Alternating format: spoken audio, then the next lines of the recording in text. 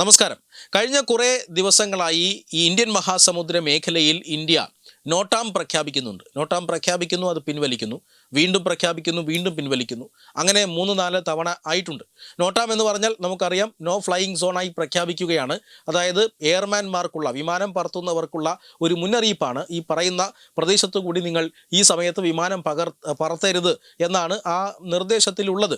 അത് ഈ പറയുന്നത് പോലെ മിസൈൽ പരീക്ഷണം നടത്താനോ അല്ലെങ്കിൽ യുദ്ധവുമായി ബന്ധപ്പെട്ട കാര്യങ്ങളൊക്കെ ഉണ്ടാകുമ്പോഴാണ് ഇങ്ങനെ ഈ നോട്ടാം പ്രഖ്യാപിക്കുന്നത്. റോക്കറ്റ് വിക്ഷേപണമൊക്കെ നടക്കുന്ന സമയത്താണ് ഇത്തരത്തിലുള്ള ഇത് വരുന്നത്. അതുകൊണ്ട് തന്നെ ഇന്ത്യൻ മഹാസമുദ്രത്തിൽ ഇന്ത്യ എന്തിനിത് ചെയ്യണം എന്ന് ചൈനയും അമേരിക്കയും എല്ലാം പെട്ടെന്ന് നോക്കുന്നുണ്ട്. അപ്പോഴാണ് അത് പിൻവലിക്കുന്നു, വീണ്ടും നോക്കുന്നു, വീണ്ടും പിൻവലിക്കുന്നു. ഏറ്റവും ഒടുവിലത ഇന്ത്യ അത് നടത്തിയിരിക്കുന്നു എന്ന് പറഞ്ഞാൽ ലോകത്തെ അത്ഭുതപ്പെടുത്തിക്കൊണ്ട് അന്തർവാഹിനിയിൽ നിന്നും വിക്ഷേപിക്കാൻ കഴിയുന്ന ഒരു മിസൈൽ പരീക്ഷണമാണ് ഇന്ത്യ നടത്തിയത് എന്ന് കഴിഞ്ഞ ദിവസങ്ങളിൽ വാർത്ത വന്നിരുന്നതാണ്. അന്തർവാഹിനികളിൽ നിന്ന് വിക്ഷേപിക്കാനുള്ള മിസൈലുകൾ, അത് ഇന്ത്യയെ സംബന്ധിച്ചിടത്തോളം ആദ്യമായിട്ടാണ് ഇങ്ങനെ ഒരു പരീക്ഷണം നടത്തിയിരിക്കുന്നത്.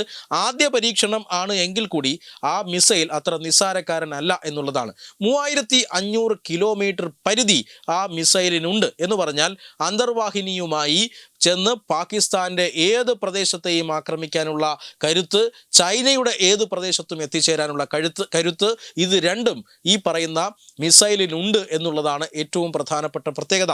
3500 കിലോമീറ്റർ പരിധി മാത്രമല്ല, ഞൊടിയിടയിൽ ശത്രുവിനെ സസ്പെൻസ് നിലനിർത്തിക്കൊണ്ട് തന്നെ ശത്രു ചിന്തിക്കുന്നതിന് മുമ്പ് തന്നെ പ്രഹരമേൽപ്പിക്കാൻ ഈ മിസൈലിന് കഴിയും. കാരണം 6200 കിലോമീറ്റർ പെർ അവറാണ് ഇതിൻ്റെ വേഗത എന്ന് പറഞ്ഞാൽ കണ്ണടച്ച് തുറക്കും മുമ്പ് ലക്ഷ്യം ഭേദിച്ചിരിക്കും ഈ മിസൈൽ എന്നാണ് ഇതിൻ്റെ അർത്ഥം. DRDO വികസിപ്പിച്ച ഈ മിസൈലാണ് ഇപ്പോൾ അന്തർവാഹിനി INS അരിഖന്ദിൽ നിന്നും ഇന്ത്യ വിക്ഷേപിച്ചത്.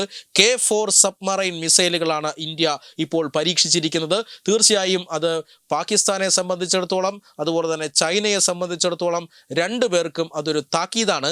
കാരണം ചൈന ഇപ്പോഴും, ചൈനയും ഇന്ത്യയുമായിട്ടുള്ള നയതന്ത്ര ബന്ധത്തിൽ വലിയ മുന്നേറ്റം ഉണ്ടായിട്ടുണ്ട്. രണ്ട് രാജ്യങ്ങളും തമ്മിൽ ഇപ്പോൾ വലിയ സ്നേഹബന്ധത്തിലാണ്. പക്ഷേ പലപ്പോഴും ഈ അതിര് മാന്തുന്ന സ്വഭാവം അത് ചൈനയ്ക്കുണ്ട്. ചൈനയുടെ അതിർത്തി വിപുലമാക്കുക എന്ന് പറഞ്ഞാൽ ഇന്ത്യയുടെ പല സംസ്ഥാനങ്ങളും അവരുടേതാണ് എന്ന അവകാശവാദത്തിലാണ് ഇപ്പോൾ ചൈനയുള്ളത്. അതുകൊണ്ട് തന്നെ ഏത് നിമിഷവും ഈ ഭാഗത്തേക്ക് ചൈനീസ് സൈന്യത്തിന് ഇരച്ചു കയറാനുള്ള ഒരു ത്വരയുണ്ടാകും. മാത്രമല്ല പാകിസ്ഥാനെ സംബന്ധിച്ചിടത്തോളമാണ് എങ്കിലും ഭീകരവാദം ഇന്ത്യക്കെതിരെ നിർത്തുക എന്നുള്ളത് അവർക്ക് വലിയ ബുദ്ധിമുട്ടുള്ള കാര്യമാണ്. ഇന്ത്യയിൽ നിന്നും അടി കിട്ടുമെന്ന് ഉറപ്പായതോടുകൂടി അമേരിക്കയെ അവിടേക്ക് ക്ഷണിച്ചുകൊണ്ടുവന്ന് അമേരിക്കൻ സൈന്യത്തിൻ്റെ സാന്നിധ്യം അവിടെ ഉറപ്പിച്ചതിന് ശേഷം ഇന്ത്യക്കെതിരെ ഭീകരവാദ പ്രവർത്തനം നടത്താം എന്ന ഒരു നിലപാടിലാണ് പാകിസ്ഥാനുമുള്ളത്. അതുകൊണ്ട് തന്നെ ഓപ്പറേഷൻ സിന്ദൂർ വെടിനിർത്തുന്ന സമയത്ത് ഇന്ത്യ വളരെ കൃത്യമായി ഒരു കാര്യം പറഞ്ഞിരുന്നു: ഇനി ഭാരതത്തിന് നേരെ പാകിസ്ഥാൻ പിന്തുണയോടുകൂടി നടക്കുന്ന ഏതൊരു ഭീകരാക്രമണത്തിനും കൃത്യമായ മറുപടി ഓപ്പറേഷൻ സിന്ദൂർ മോഡലിൽ നൽകിയിരിക്കുമെന്നാണ്. അത്തരത്തിൽ ഒരു ആദ്യ ആക്രമണം ഇന്ത്യക്ക് നേരെ ഉണ്ടായാൽ കൃത്യമായി പ്രതിരോധിക്കാനുള്ള ഒരു ഒന്നാം തരം ഐറ്റമാണ് ഇന്നലെ പരീക്ഷിച്ച ആ മിസൈൽ എന്ന് നമുക്ക് പറയേണ്ടി വരും. ഞൊടിയിടയിൽ തന്നെ ഒരാക്രമണം കഴിഞ്ഞ് ശത്രു സന്തോഷിക്കുന്നതിന് അടുത്ത നിമിഷം തന്നെ ആണവായുധം അടക്കം വഹിക്കാൻ ശേഷിയുള്ള ഏതാണ്ട് 20 ടണ്ണോളം ഭാരമുള്ള വലിയൊരു അളവോളം വാർഹെഡ് വഹിക്കാൻ സാധിക്കുന്ന ഒരു മിസൈലാണ്, അന്തർവാഹിനികളിൽ നിന്നും വിക്ഷേപിക്കാൻ കഴിയുന്ന മിസൈലാണ് ഇപ്പോൾ ഇന്ത്യ പരീക്ഷിച്ചിരിക്കുന്നത്. ഇന്ത്യ അത്തരത്തിലുള്ള പരീക്ഷണം ആദ്യമായിട്ടാണ് നടത്തുന്നത് എന്ന് പറഞ്ഞാൽ ഇന്ത്യക്ക് മറ്റൊരു കപ്പാസിറ്റി അഡീഷൻ കൂടി നടന്നിരിക്കുന്നു. എന്ന് പറഞ്ഞാൽ ജലമേഖലയിൽ, അതായത് കടലിൽ ഇന്ത്യയുടെ കരുത്ത് വർദ്ധിക്കുന്നു. ഇപ്പോൾ തന്നെ പാകിസ്ഥാൻ ഇന്ത്യയുടെ നാവികസേനയാണ് യഥാർത്ഥത്തിൽ ഭയക്കുന്നത്. വ്യോമസേനയോടും അല്ലെങ്കിൽ കരസേനയോടുമൊക്കെ അവർ പൊരുതി നിൽക്കാൻ ശ്രമിക്കാറുണ്ട്.